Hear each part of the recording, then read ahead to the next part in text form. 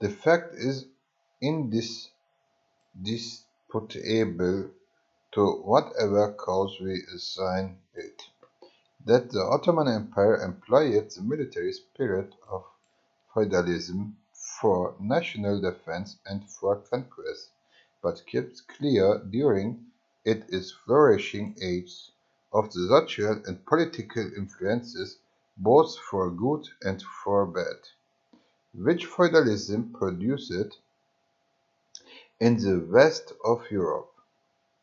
No feudal nobility existed among the Turks until the period of the decline of the empire, when the derebey, or lords of the valleys of the mutinous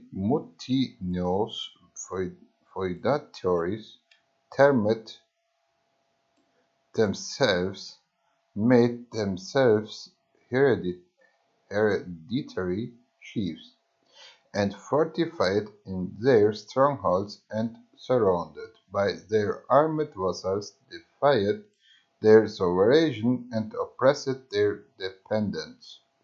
But except this period which the new reforms have terminated, the Ottomans have never had a nobility or noblesse or a caste or class of any kind that was privileged by reason of birth. All the Mohammedan subjects of the Sultan who are not in the state of domestic slavery are on a level beneath him. Equality in the eye of the law among the Turks themselves is a social fact as well as a legal theory. Neither law nor popular opinion ever recognized in Turkey any superior claim of one part of the nation of the enjoyment of civil or military offices, such as the noblesse of France possessed over the territories. No surprise or indignation was ever felt in the Sultan elevated the poorest Osmanli from the tiles of a common artisan or laborer the highest dignity, and on the other hand the deposed vizier of Seraskier descends to an inferior employment or into the mass of the Moslem population without loss of caste or any change in his future civil rights and capabilities. With a few exceptions, such as that of the remarkable house of Köprülüs, family names are unknown in Turkey. There could not be a stronger proof of the entire absence of aristocracy from her institutions. There is another element of European civilization, the analogue of which appears among the Ottomans. This is the municipal, or the principle of local self-government in local matters. Each trade or craft has its guild, esnaf, and every village has its municipality. The inhabitants choose their own elders or headmen who assess and collect the amount of public contributions imposed upon the community, manage the municipal funds, which are in some cases considerable, act as arbitrators in minor disputes, attest important contracts, and are the customary organs of remonstrance against official oppression. This excellent system is not confined to the Ottomans themselves, but it flourishes among the Greeks, the Armenians, and the Christian Bulgarians under their sway.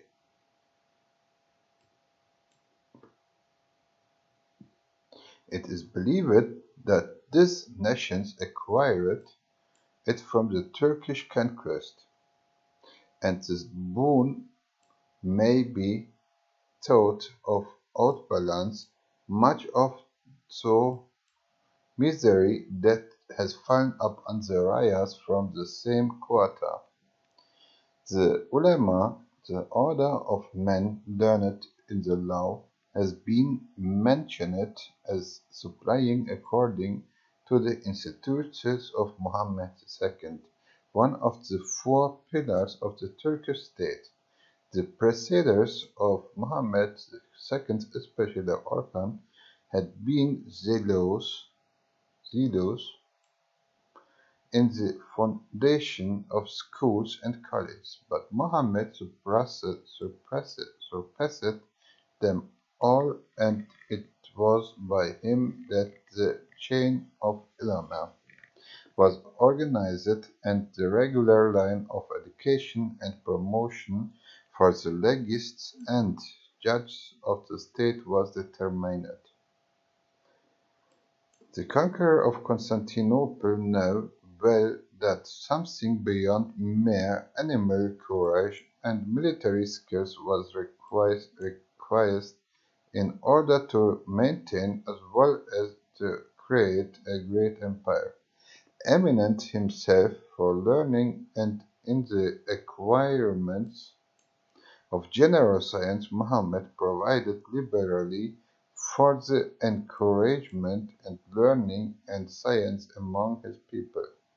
He knew also well, that to secure the administration of justice it is necessary that the ministry of justice should be respected, and that in order for them to be respected it is necessary that they should not only have learning and integrity, but rank and honor in the state, and that they should be raised above the temptations and anxieties of indigence.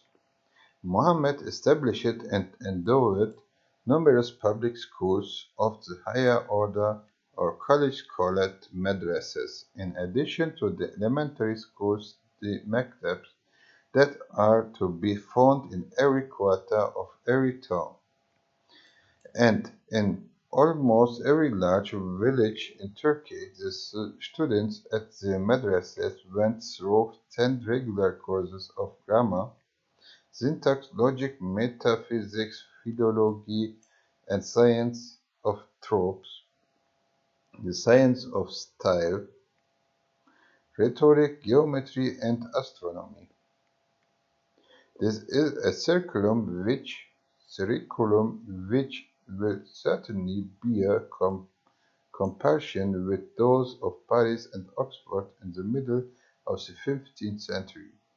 The Turkish collegian who had mastered these 10 subjects received the title of danishment, gifted with knowledge, and in that capacity, like the Western masters of arts, instructed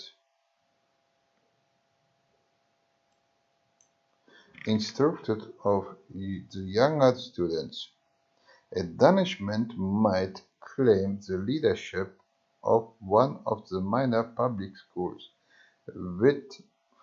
without further study, but in that case he renounced the prospect of becoming a member of the ulema and of all the higher educational appointments.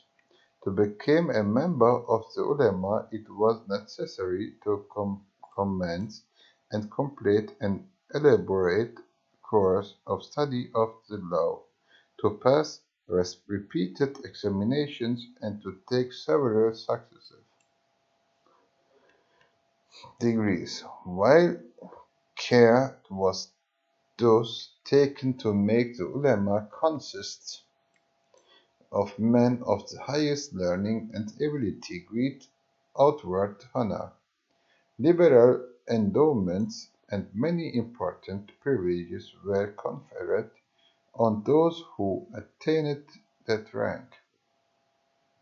The ulama supplies all the professors in the high schools who are called mudarris, and from this order also are chosen all the ministers of justice, including the qadis or judges of the smaller towns and rural districts, the mullahs or judges of the principal cities in the Istanbul Effendi, the judge and inspector general over the city Constantinople, the Kazasker, the supreme judge of Rumelia and Anatolia, and Mufti, the importance of whose office has been already considered.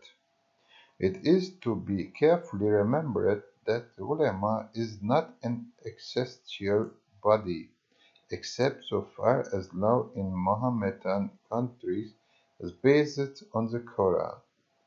The actual ministers of public worship, such as the imams who pronounce the public prayers, the sheikhs or preachers, and others from a very subordinate part of the ulema.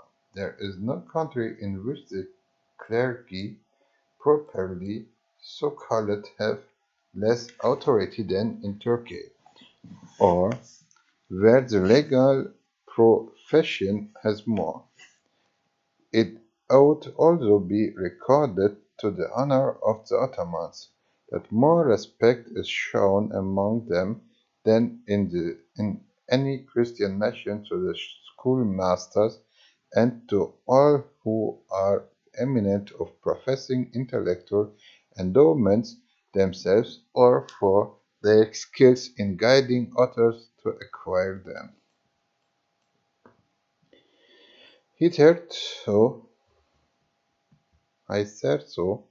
we have been examining the institutions the Turkish Empire with reference chiefly to the dominant Mohammedans. They are yet to be regarded with reference to the conquered but unconverted races, the Rayas, who have always formed the large majority of the population in European Turkey and a very considerable proportion of the inhabitants of the Asiatic provinces. We must also consider the position of the Slavs.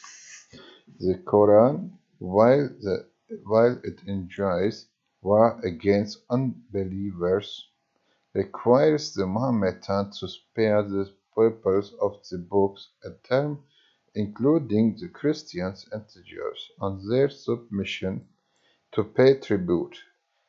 The banded heat is not to be stricken off. Such is the maxim of the Turkish law. It was once asked of the Mufti if 11 Muslims without just cause kill an infidel who is a subject of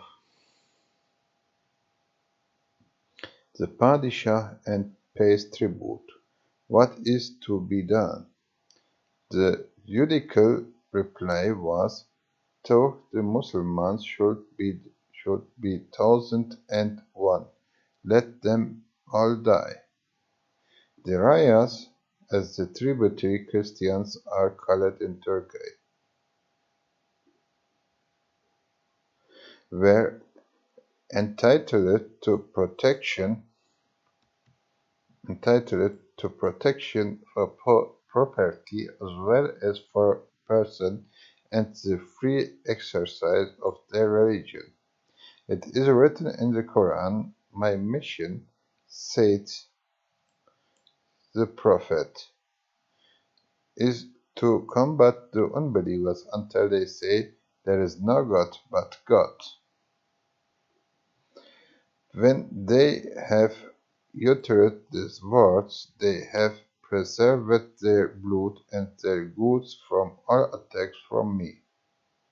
Of their own beliefs they must give account to God. The earliest capitulation between Muslims and Christians being the capitulation granted by the Caliph Omar to the Christians of Jerusalem in 637 Anno Domini, and the charter given by Mohammed II to the Greeks of Constantinople were alike framed in the spirit of this text.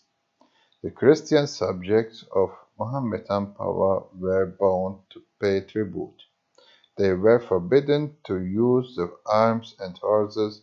They were required to wear a particular costume to distinguish them from the true believers and to obey other social and political regulations, all tending to mark their inferior position. In Turkey, the terrible tribute of children was an additional impost to the rayas. This last most cruel liability, which was discontinued 2 centuries ago, must be remembered, and so must the sufferings and the shames caused by the horrible practices which we have been compelled to notice when speaking of the reign and character of Bayezid Yıldırım. Otherwise, it is correctly said that the lot of the Christian subjects of the Ottoman was less severe than that of the Jews in the various states of medieval Christendom. During the later age of corruption and anarchy in the Turkish Empire, the riots were unquestionably made the victims of numberless acts of the lawless cruelty and brutal oppression, but they were the results of the decay of Ottoman government and not the effects of the institution as ornate in the age of its vigor. Domestic slavery has always existed among the Turks, as among other Oriental nations, but in a milder form, and with brighter hopes for those who undergo it, than the history of servitude among the various races and in the various ages of the world usually exhibits. The Turkish law protects the slave from arbitrary cruelty and brutal of excessive chastisement, and the general kindness of the Turkish character, when not excited by war or religious fanatism,